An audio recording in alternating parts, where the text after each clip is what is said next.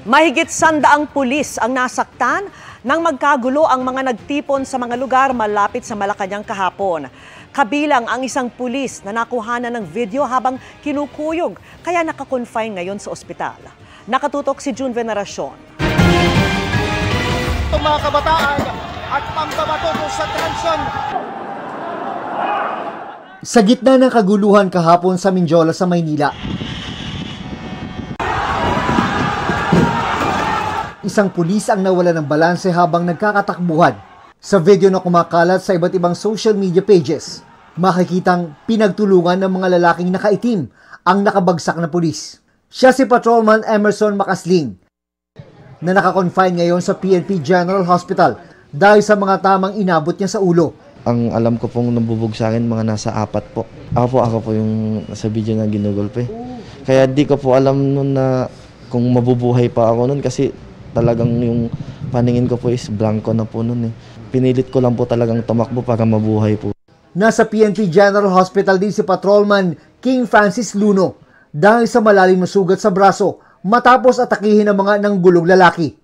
May kumuha po nung signage po, yung sa traffic sign po, yung mga ganun. Pinalo po sa amin, sir. Tapos bumagsak po kami. Umulong po kami. Hindi tayo magkakalaban. Pare-pares lang po tayong Pilipino. Sa tingin ng iba pang nasugatang pulis, mga hindi karaniwang ralista ang sumugod sa kanila. Karamihan sa mga nasugatang pulis nakalabas na mula sa PNP General Hospital. Yung condition ng mga patient natin is not in serious condition. Actually, they are into monitoring observation. Sa kabuuan, mahigit 100 pulis ang nasaktan sa gitna ng mga kaguluhan sa iba't ibang parte ng Maynila kahapon. Pinag-aaralan ngayon ng PNP ang pagbibigay sa kanila ng medalya at parangal.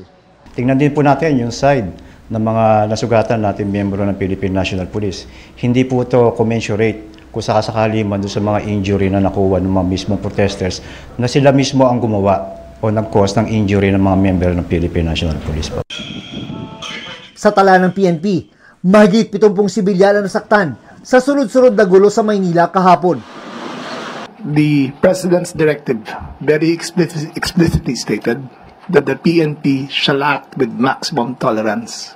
And with maximum tolerance, they only had their riot gear and no firearms. Para sa GMA Integrated News, June Veneracion, nakatutok, 24 oras.